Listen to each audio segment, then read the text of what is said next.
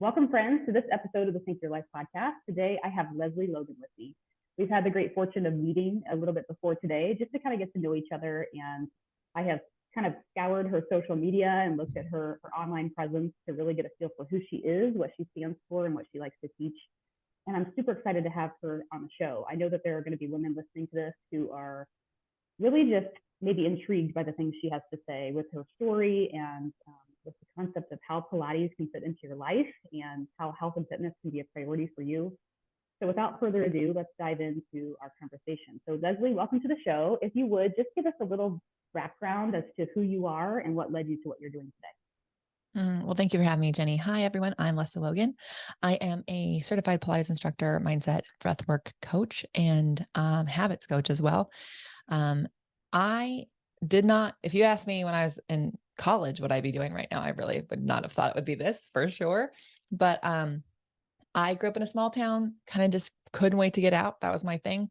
Got to college, really didn't feel like I belonged there either. And then found myself graduated from college, running a store. It was an amazing store. I thought, this is it. I'm going to run a retail boutique store for the rest of my life. Um, which is hilarious now that we know what's going on with retail. But I had a friend who worked with me say, I should come to this Pilates class. And I totally made fun of it. So if you're someone who's listening to this, like I really thought it was made up, like infomercial workouts, couldn't do what it said, but I was lonely. I just really wanted a friend. And I kind of think I wanted one all for a long time. And so I went to this class and I felt parts of my body I never felt before. I felt muscles in my center that I never felt before. I felt not like this evil burn, like you're like, when is this going to stop? But just like this, like fire inside of me. And so I changed the entire store schedule so I can go every single day. And then when I transferred to a different location, to a different town, I couldn't find a teacher that they made me feel that same way. And until I found someone who's like, you should be a teacher. And I went like, I don't think really like I can be one. I have $50,000 in student loans. Like, can I switch my options? And then in 2008, I got so busy teaching Pilates, which is crazy because it was the recession. Like if anyone remembers that time, like people were canceling their hamburger delivery, right? Like Sparklets was not coming to people's houses. But I was so busy teaching, I had to give up what I thought was my dream job to teach Pilates. And it took me a while, but what I realized, what my passion was about it was I actually, for the first time, those feelings I felt like I belonged inside my body. And I know if you're listening to this, like there are parts of you that are like, what's going on with me?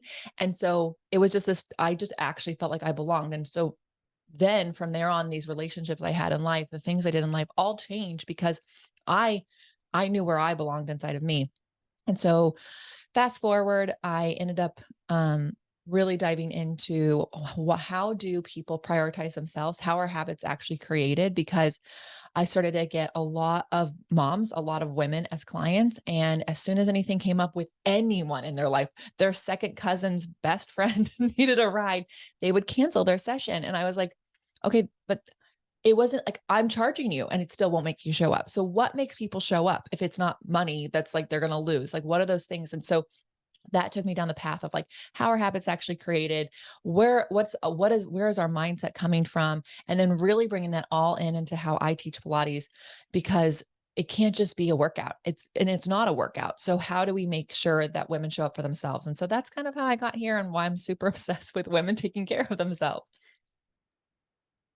Yeah, that's amazing. I have my story sort of aligns with that in terms of really making sort of a mind body connection for myself, and that's how I really got sort of turned on to fitness. Was feeling that feeling in my body of I don't know, it was just almost like stress release. It was something that came on as sort of this, I always say, a healthy addiction, right? It became this thing that I was just like, oh, I need more of this in my life. And same thing for me. So my husband and I owned a fitness facility for several years where I was personal training clients. And same thing happened for me where we would have personal training sessions set up for 5 a.m., 6 a.m., whatever, and people just wouldn't show up. And it drove me insane to the point of like, why are these people not showing up for themselves? Like, what's going on? And it's just like, is this excuses? Is it what? And it makes so much sense to think like, no, it's simply not the root cause, right? Like we don't know what's underlying that's preventing them from showing up. So getting to the root of that. Like, what is the habit that needs to be formed? What is the lifestyle change that needs to happen, and how can we help these people commit to their Yeah. goals? So what have you found in this? I mean, I love how you sort of wound this all together, right? So it's not just the physical and moving the body, but it's also making those commitments. What have you found to be the most powerful thing in getting someone to really commit to their health goals? Yeah. So what I've really discovered is like giving people permission to not be perfect and that finishing is optional. So you got to show up. So now, since 2018, all of my teaching's been online, but we have coined the term finishing is optional. So logging in, pressing play, that's the habit. That's showing up for yourself. Setting a timer. If you only have 5 minutes, do the first 5 minutes. If you only have 10, do 10. And what we have found is in the beginning, that's what people do. And then over time, they don't listen to the timer and they just keep going. The class is over. And so I think, as I think women as a whole put a lot of pressure on themselves to be a lot of things. And what we give people permission to do is just whatever is possible is enough. And it is brave and courageous. If I say do this and you're not there yet to do anything else, I don't care if it's a cat cow while we're moving, like that's what's great. And that has moved the needle forward for so many women. And it's been really incredible. And so even when I taught in brick and mortars, and I had clients who show up 15 minutes late and they apologize, I'm like, do not apologize to me. It is, I'm good. Thank you. But what you have to ask is, like, do I only want a 40-minute session? Or if I really want the full hour, why am I allowing myself to be late? What's going on there? And I need you to explore that and we can talk about it. And so really just giving people permission to be curious about themselves and not to have to like be this perfect person has made transformational change and generational change. Like I see my female clients, they're showing their kids, hey, we're doing 5 minutes today. And like that's okay. Right. And so it's been really cool because if we can change it with the parents today and the women today, then we can change the next generation. And that's huge impact for me. Yes, absolutely. I love this. And I think that, even as the mom of two girls, I've shared this recently on the podcast, but I'll share it again, making that time for myself each day, even if it means they have to sit on the iPad or they have to sit and watch me do it, or they have to just wait patiently for me to get my moments in, right?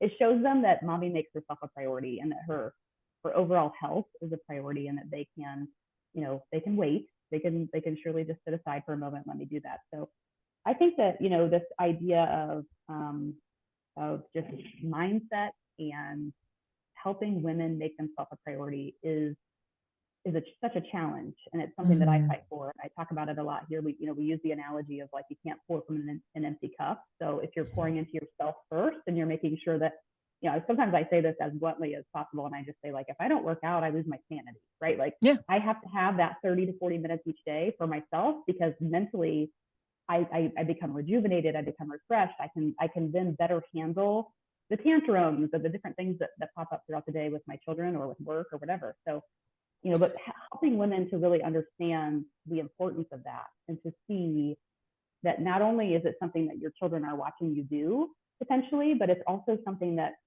matters for you long term, right? It's good for your mental health as much as your physical health. So You're 100% correct. I mean, one of my friends, Amy Ladine, says actions are caught, not taught. So if you are wanting your kids to do anything differently than you or to do things better, you have to show them how to do it. You have to actually be the person doing the thing so that they can actually go, oh, look what's possible. Right.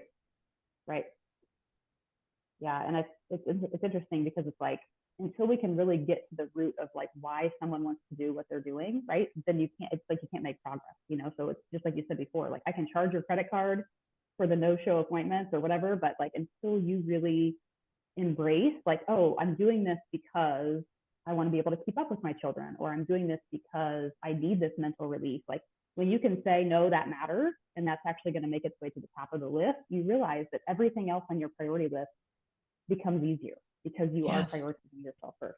Well, and you mentioned the empty cup. So I even think about it like if your cup is half full, right? So I think a lot of people are running with a half filled cup. But if you have like, I was on a hike with my husband and I had my water bottle and it was like half filled at this point. And he's like, can I get some? And I remember thinking, but I'm almost out of water. Like, You know what I mean? Like, and I was like, of Mhm. course, yes, yes, yes, you can have some. But there's this moment, and I'm like, when your cup is not filled, anyone bumping into you where some of the cup splashes out, or anyone you asking, you're like, I only have this much. What do people want from me? So like, even like if you're like, it's okay, my cup's not empty. If it's not full, you cannot love as generously as you want to do, be as exuberant and excited about things. People bump into you when you have a filled cup and you're like, oh my God, no problem here. Do you want some of this? Are you having a good day? Like, you show up as the person that you picture yourself being. And we have to stop thinking that those things that fill the cup are like bottom of the list selfish, right? Like, they're not. They're actually, like, you said it, like, if you don't work out, you lose your sanity. You don't get to be the mom and wife you want to be if you're not you. So I Yeah. think, and getting to the why, it is really hard because, you know, the women listening to this, like, if you're under 30, like, lucky you, I hope that you've had a really awesome time with some of the media just being kind to women's bodies. But I grew up with Britney Spears and the lowest rise jeans and like the skinniest legs, and I wasn't her. And so everything I did was was to look like a different person. That isn't enough. That's not a why that's sustainable, that's going to get you there, because you are not going to shame yourself into a goal that you want. You're not going to judge yourself into that. You have to get to the what is the really deep root why? What is that? Is it for your kids so that you get to be there and be young and like go hiking with them when they're an adult? Like, what is those things? And like, my dad is 70 years old right now. And I love how much he works out and takes care of himself because I get to hang out with him, right? Like, that's Mm, so fun for me. And so I'm so grateful that he did that way back when he was my parent so that we could go hiking now. yeah. Yeah.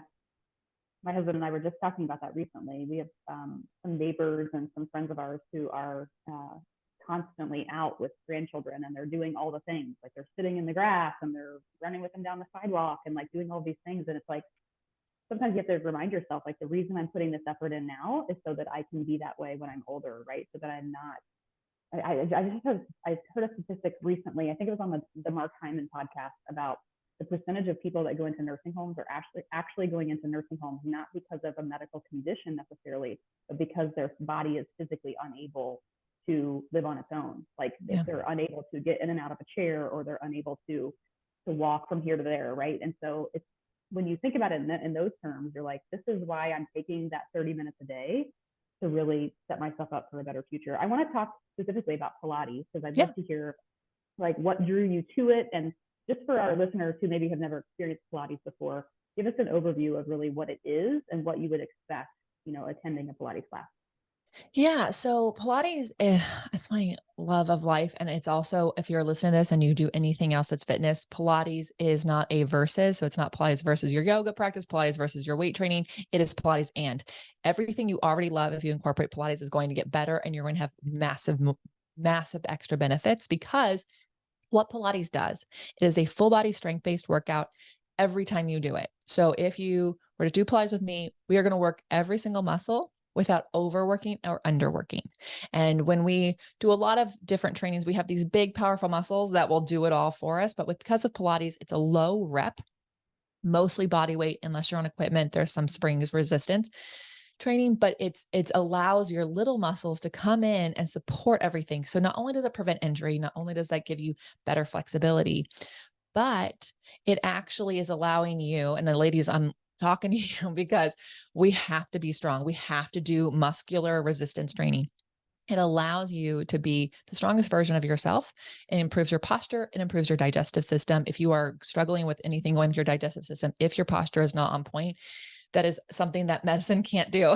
Your diet can't change. And so when you go to a Pilates class, since it's every decade, they say Pilates is having this like massive comeback. It's never gone away. We just end up with more people. There are a lot of accessibility now that there wasn't before. So Joseph Pilates came to New York in the 20s. He had a studio who taught a few people. And it took a long time for those few people to like go out and, make Pilates around the world. If you have like Pilates studio in your town, it's probably like classes where there's like 12 reformers or 10 reformers. I don't think you have to do equipment to get a Pilates benefit. So I say that because if you are like, I don't have the extra time to drive somewhere to go to a class to have what typically is a $200 membership, you can do mat Pilates. That's what he created first. And you can do it where there's space between, like for you to lie on the floor. And so mat Pilates is my favorite thing to make people have accessibility to, because you can do a 30-minute workout with that and still get your full body in. So, but if you do have access where you are, make sure that you're trying out different teachers, find out how long their training was. Most people's training should be around the 600-hour mark, if not more. So that's what you're looking for. Okay, that's good to know. So I'll be honest, my Pilates experience has mostly been with just home workouts, and I assume what you would call mat Pilates. So sometimes we use resistance bands and things like that. But I know the first couple times I did it, it was sort of my experience similar to when I first started yoga too, where I'm somebody that really likes like fast paced. I like to strength train. I want like the powerlifting, right? Like that's my jam. And so I remember the first time I ever did yoga, same thing with Pilates. I was like, "Ooh, I've never really looked at the timer before. Like, how much longer is this gonna be?" You know what I mean? Like, it totally makes sense when you know my personality and my, Shavasana was like the hardest thing ever for me in yoga. So doing Pilates, really, the first couple times I did it, I remember thinking like, "Ooh, buddy, I don't know. It's definitely right, lower impact, which is what all of us need." But I know for me, it was funny because the very next day, I was like, I was so sore. I was so sore in all these places that I had never felt before. And I was like, wait a minute, all I did was like lie on a mat and like, you know what I mean? Like I'm thinking I didn't bench press anything. I didn't squat anything. But I love what you were saying about working these smaller muscle groups, because I think, especially because I know that a lot of women that listen to this podcast are women who embrace fitness. So people who are really strength training and they're kind of doing a combo maybe of cardio strength on a regular basis, and they're on this podcast because they want to hear more about how to cycle sync and how to do that in rhythm with their cycles. And so I would just say to you that, like, in my mind, making this connection to, we work these larger muscle groups of our body, right? We do leg days, we do chest days, we do all these things, but in reality, sometimes these smaller muscle groups, these stabilizer muscles, are what can cause injury, and it's also what can really prevent progress when it comes to our results, right? So Oh yeah. I say this from my own personal experience. I have, like I said before, I lift heavy weights. I love strength training, but I've had a couple of different injuries that have popped up, and they've been in these small stabilizer muscles, right? Like my QL in my back has been one of them. Yeah. My piriformis, like up in my upper glute, right? And I know it's totally because I'm doing these power motions and I'm working these larger muscle groups, but I'm not focusing on those stabilizer muscles. There's there's an imbalance in there, and that's pretty normal. And, I want you all to think about like, okay, I don't really like, even if you're like, I don't power lift like her, so I don't have to worry about those injuries.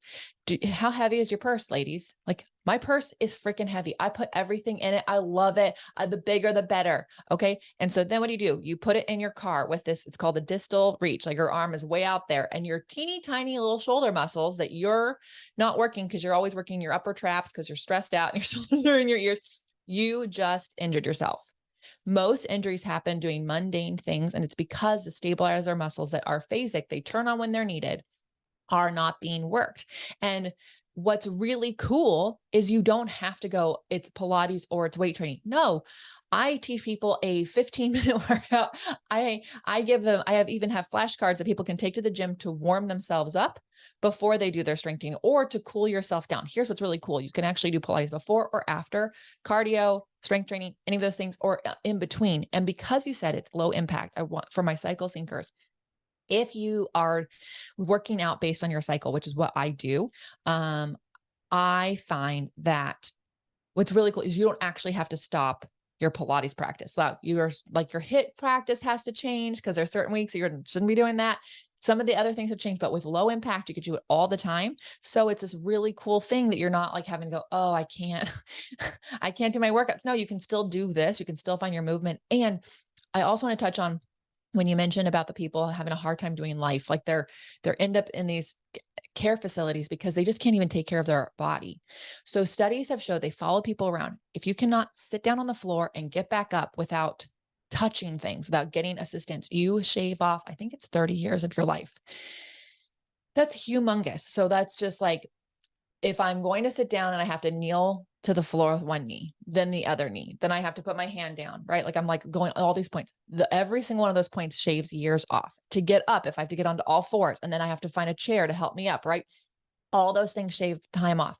When you do mat Pilates, it is deep knee hip flexion, right? And if you're like, I can't take my knee past 90. Okay, fine. You won't, but you're going to get the deep hip flexion, right? You're going to really strengthen your core. Your core to me is not your rectus abdominis, your abs you see on magazines.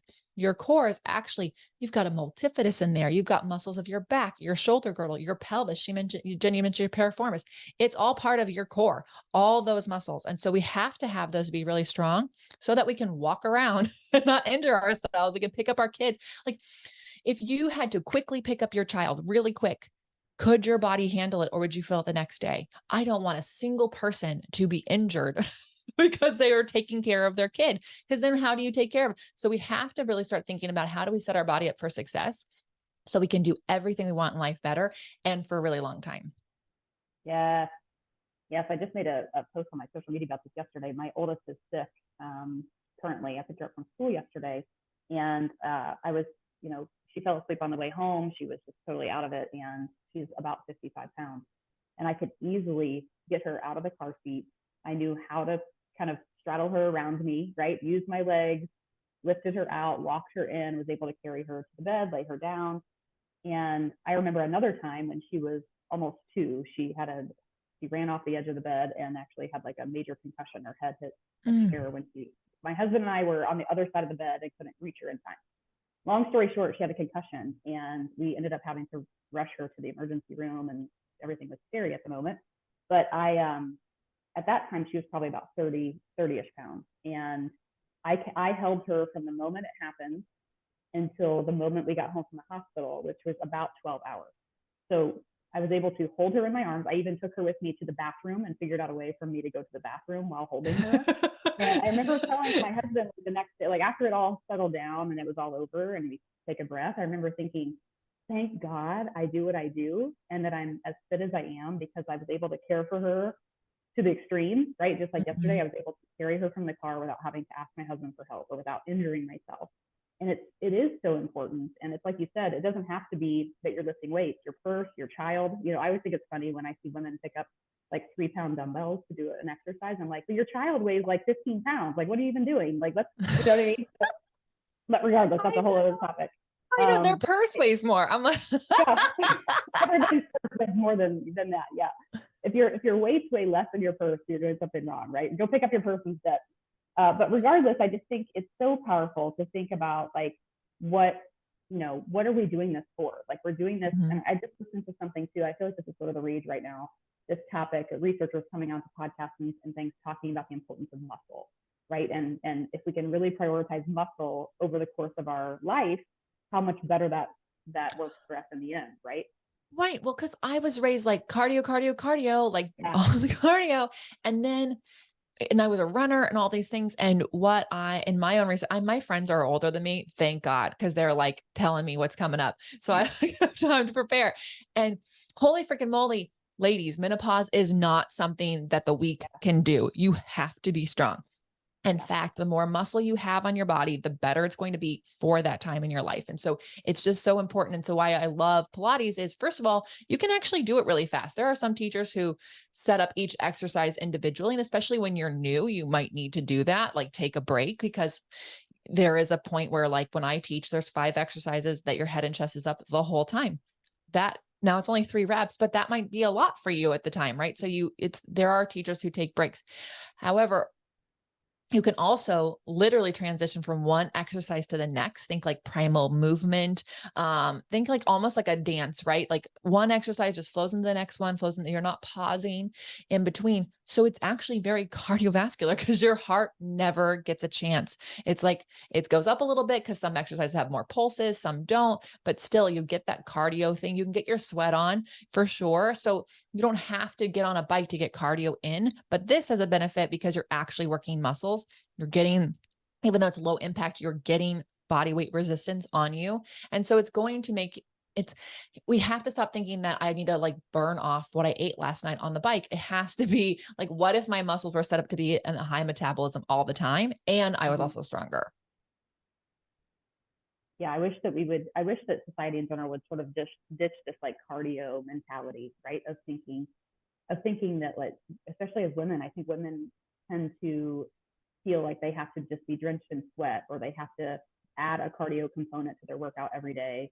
And science is showing us the opposite. It's Yeah. showing us that strength training is the most important form of training that we can do, whether that's through Pilates, through yoga, or through using dumbbells, or regardless of the method.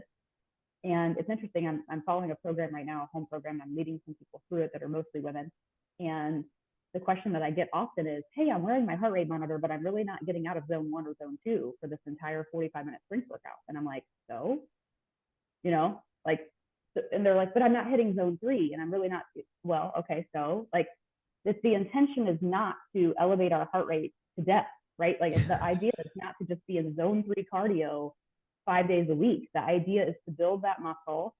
Is it important to get a little cardiovascular in there? Sure, but it's not the primary thing. And I know for me, like being an 80s child, right? Like raised in the culture of, treadmills and ellipticals. And I remember in college, I never ever went to the gym because I was like, I'm not walking on that. Like, I'm not doing the stair climber. To me, it just was like, I was an athlete in high school, and I was like, I'd rather play on the intramural basketball team than come here and stand on the machine. And there's nothing wrong with it, but I feel like we have this mindset that we have to be grinding, that we have to be Yes. grinding our bodies. And you and I both know, as being cycle syncing women, that it doesn't work. It doesn't work with our physiology.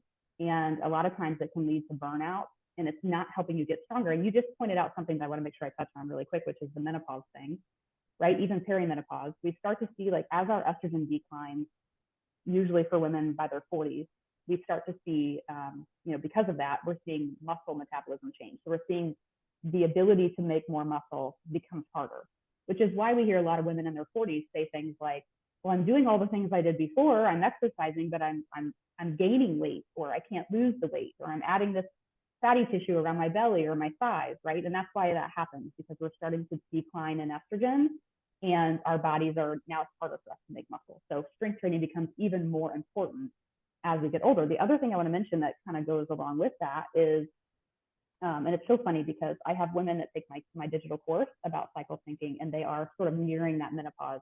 Some of the women are nearing that menopause phase, and they'll say to me, my cycles are irregular. I think I'm approaching menopause. What do I do? And I always tell them, well, science has showed us that the best thing for you to do is 2 days of strength training and 1 day either off or doing something low impact. And I have to, like, really drill it in. That would be walking, yoga, bodies. And then it's like they still ask, like, so what do I really need to do? So I try to do cardio, and it's like they can't get it out of their mind. It's like, no, 2 days of strength training, 1 day of something low impact. And it's just, and there are other times where somebody's injured, or they're dealing with painful periods, or, I mean, there's so many different things that I've heard of, right? Migraines were my thing. So when women come in, they're usually coming into the course because they're struggling with something.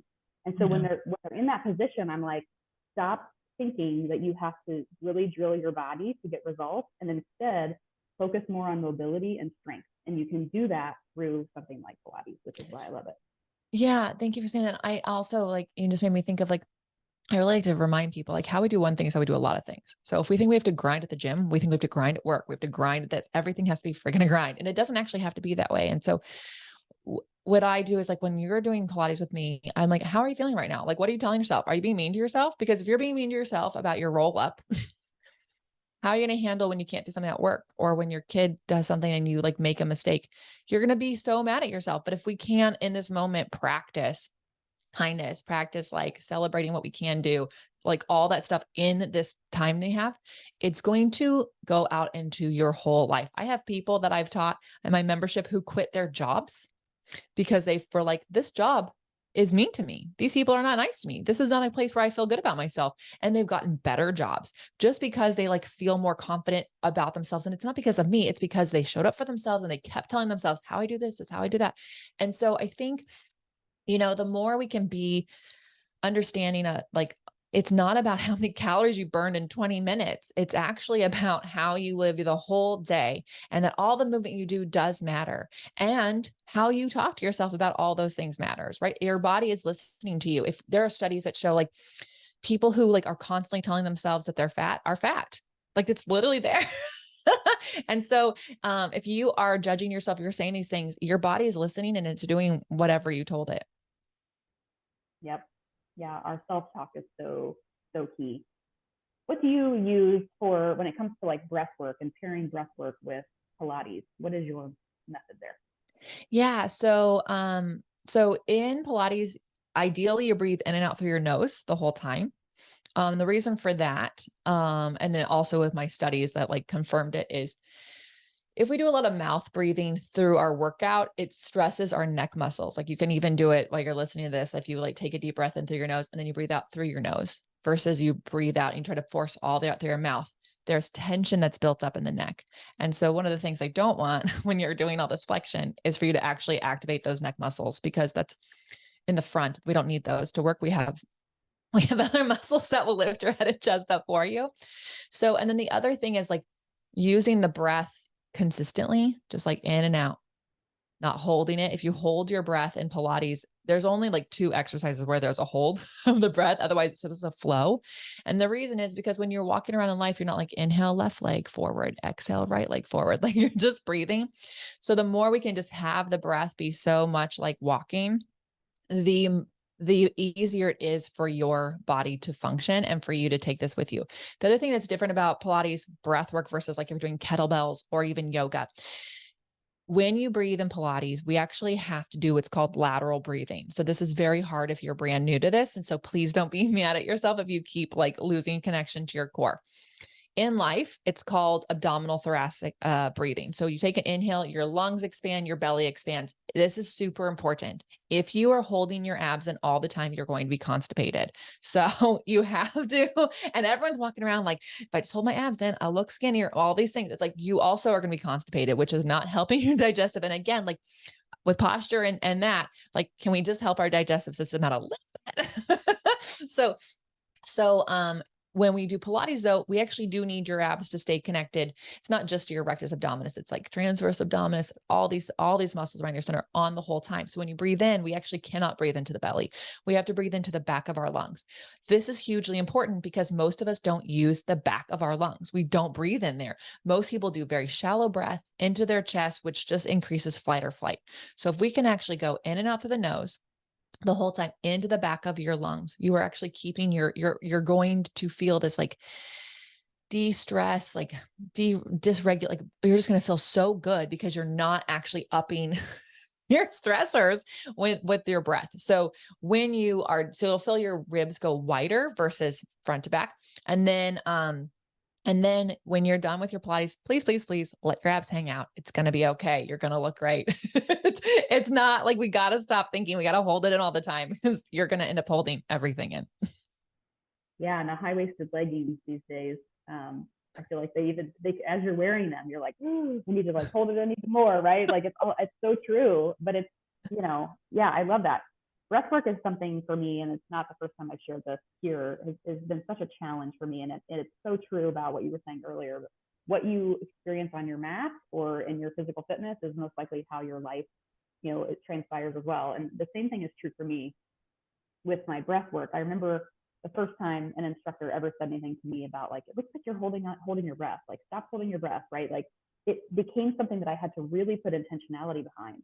And then when you start to make that self-awareness of, gosh, I'm holding onto my breath like so much, and I really need to focus on letting it go and breathing through my nose, in and out of my nose, you realize when you're doing that in your day-to-day life, like when you're sitting at your computer and there's an email that stresses you out, or your kid throws a tantrum and you get like really upset all of a sudden, you realize, gosh, my shoulders have gone up, right? Like my chest is like locked and I'm holding on to my breath. For me, I hate airplanes, right? So getting on an airplane, I have to really focus myself on centering myself and breathing in and out of my nose.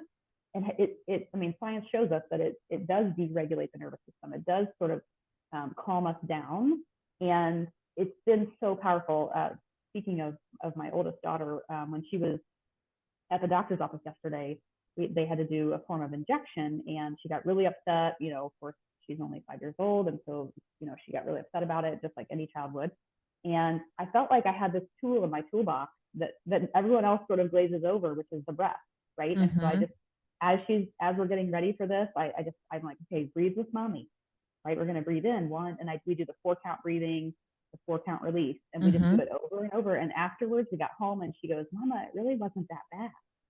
And I thought, well, this is progress, right? Like I can remember, of course, earlier in life, like complete meltdowns, which of course it is sort of a traumatic experience when that kind of thing happens. But being able to tell her, like, this is a tool you can use to really make sure that you're not holding onto your breath, you're not putting yourself in that state of fight or flight, which we could go into a whole other, podcast on fight or flight and how that impacts our hormone systems and all that kind of stuff. But for the sake of today, it's so good to know and to have something like Pilates in your in your daily regimen or even just part of your practice in general, because it teaches you so much that you can take off the mat and into your life. 100%. And, I love the most is like when my people go to the airport and I put a towel down. I just did what I could remember. I'm like, yeah, because you don't have to just go, oh, if I'm not at the place, I can't do the thing. Like we can teach our bodies to do things. And to go back to your breath with your daughter, like I had to, so I'll share this because your listeners will, aren't probably thinking about these. I had my IUD removed. It was a non-hormonal one, but it had been in it for 11 and a half years. It took me 2 years to find someone who could find it and remove it. And so she's pulling out. And of course, like everything is cramping, the whole body, my body's freaking out. And I just was like in and out through my nose. And I like just was right all from, and it wasn't even something I told myself to do. It becomes part of like how you deal with things when you are practicing being in your body. And the doctor even said, she's like, wow, that's some great breath work you're doing there. It's all done. And I was like, oh, I didn't even notice that it had finished. Like, I just was like, it was somewhere else. And it really did. She said, you might be sore tomorrow. You might have this. I had no side effects of any kind because I had gotten so calm.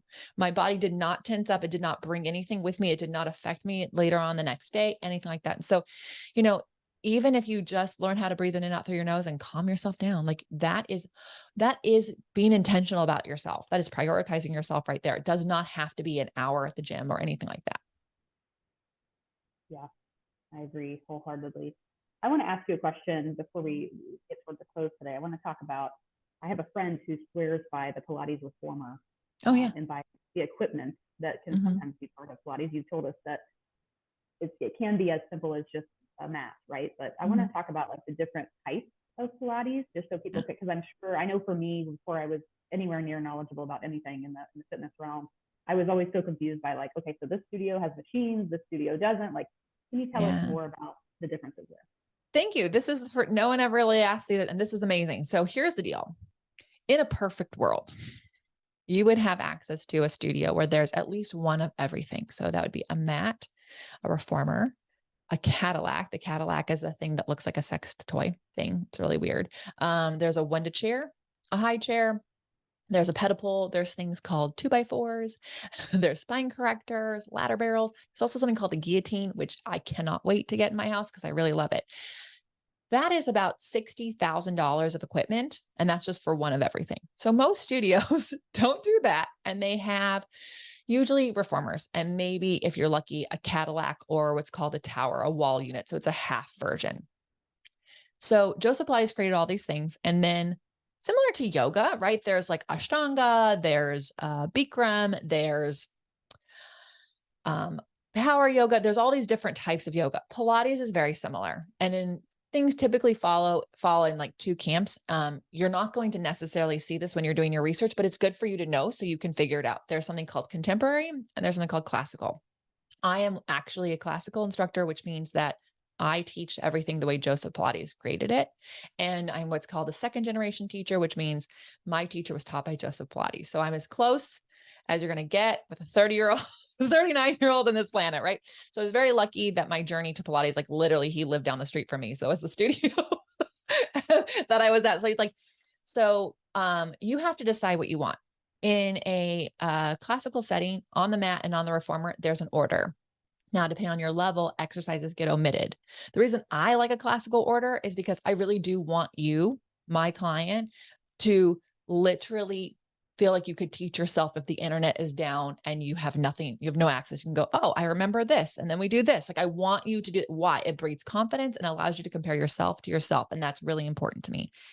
Contemporary is a lot of the same moves, but they'll do a different order all the time. They'll maybe have more of like a leg intention or an ab intention or arm intention.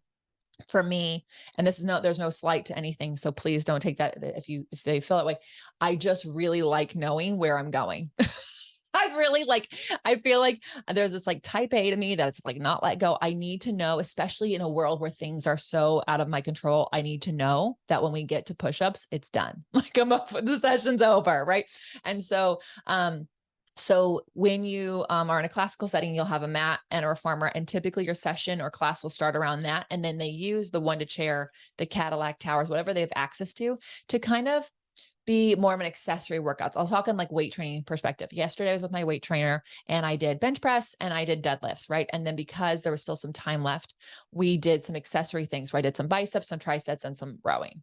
So just some things to like really help make sure that next time I show up for my heavy bar lifting, I have muscles that do that. So Pilates is very similar. If I see that you're struggling with an exercise, I have all this equipment that I can use to help teach you that exercise. So that's kind of like where the equipment lies. Now, if the Pilates reformer is really amazing. What I will say though, is if you love the reformer and if your friend's listening, hi friend, I really do want you to try the mat because I want you to see what you can do on your own. The reformer it's called the reformer because it keeps you in a closed chain. You have shoulder blocks that make sure that you can feel if you're uneven there. You have a foot bar. You'll be able to feel if you're pushing with one leg more than the other. You've got straps and pulleys. In every exercise, even the advanced ones, there's some sort of support for you. I want you to see what you can do on your own. And that's where the mat's at. Like the mat is like, it's your body against gravity. Where's it at today? Right. So personally, that's where I too love a reformer, let me just say, but because the mat's hard, but it's important that we can prove to ourselves that we can do hard things, and not because we're beating ourselves up, but because we are taking on a challenge. And then that allows us to have confidence in all the things that we do. Yeah. And for anyone listening who's curious, perhaps you're like me several years ago and you're thinking, oh, like, how could I possibly get fit with like low to no impact or something like Pilates or yoga? I will be honest with you. There have been 2 times in my life that I have been extremely fit, and not just physically, but I felt like my energy was through the roof. And one of those times was when I had followed a Pilates yoga hybrid program, and best shape of my life. And I was doing no jumping. I was doing no dumbbells, no kettlebells. It was my body weight. I think it was a 5-day a week system. I was not cycle syncing at that time, but I was in my 20s, and that program really, really shredded my body, and it was in all the right ways, right? Like I didn't have any injuries around that time. I felt so strong, and I felt it was like a combination of this like flexibility, mobility, strength, that all came from this no impact approach. And so I just think if you're listening to this and you're curious, or you think, right, like, oh yeah, no way I can get fit with that, you can prove yourself wrong, because it is most definitely an incredible workout. It will work you in all the right ways and transform your body for sure. Yeah. So Yeah. yeah, go ahead. Oh, I was just going to say, like, people are impressed all the time when I show up to a gym and I can lift the weights that I can lift, because looking at me, I look like probably a dancer. and part of that's genetics. My mom was one. And part of that is just that, like, I do Pilates 5 days a week. And then I do my weight training. I do my walking. Occasionally I'll get on my spin bike because it's there. But that's like my thing ever, as often as I can, even if it's 15 minutes. And it really does allow me to pick up super heavy weights and I don't have to even think, oh, engage my core. It's engaged. It does it on its own. Mm-hmm. Funny how that works, right? Yes. I mean, when I was training clients in the gym, we would do things like squats, and they would have dumbbells in their hand, and you have to remind them to engage their core, because their posture would indicate they're not engaging their core, right? And they're dumping into their back, or they're dumping into all the wrong places. And that's another reason why doing something like this, like taking this kind of approach, you're ensuring that your body is really engaging the right muscles. It's a great start. I also think for women who, I know I have people sometimes that will follow me on social, and they'll say, well, I'm not sure I can do all that kind of stuff each day. Like, what should I be doing? Or I am postmenopausal. Like, what should my body be doing? And like doing something like Pilates, and really just focusing on engaging those muscle groups and staying consistent with it. But I also think, and this is something I wanted to say earlier in the podcast, I always refer to this phrase soulmate workout, right? Like, it sounds like for you, Pilates is your soulmate workout, right? And Yeah. everybody has something. My husband was a collegiate runner. No matter how hard I try, right, to get him on board with like the strength train, he really just likes training for races. And he'll do the other things. He'll do the strength training. He'll do the other stuff. But he has something that brings him back every day, that keeps him active, that keeps him engaged, and it's joyful for him. Pilates is that for you, right? And so everybody has their thing. But exactly what you said earlier is, even if your thing is something else, something like Pilates or something like this can really factor into your life and help you make those things better and help your mindset too. So I love following you on social. I love our conversation because I think that you are inspiring, you're authentic. I think that you have this way of really kind of bridging between the physical and also the mindset, and really helping people understand not only what they're doing, but why they're doing it and why they should stay committed to it. So thank you so much for your time today. I'm so grateful for our conversation. I'd love for you to share with people, if they want to hear more from you about how they can get started with Pilates or what that might look like, how can they find you? Yeah. Well, thank you so much for having me. This was a lot of fun. You can find me at onlinepilatesclasses.com. And so it's onlinepilatesclasses.com, and it's got free tutorials. If you want a free class, you can go to onlinepilatesclasses.com/free.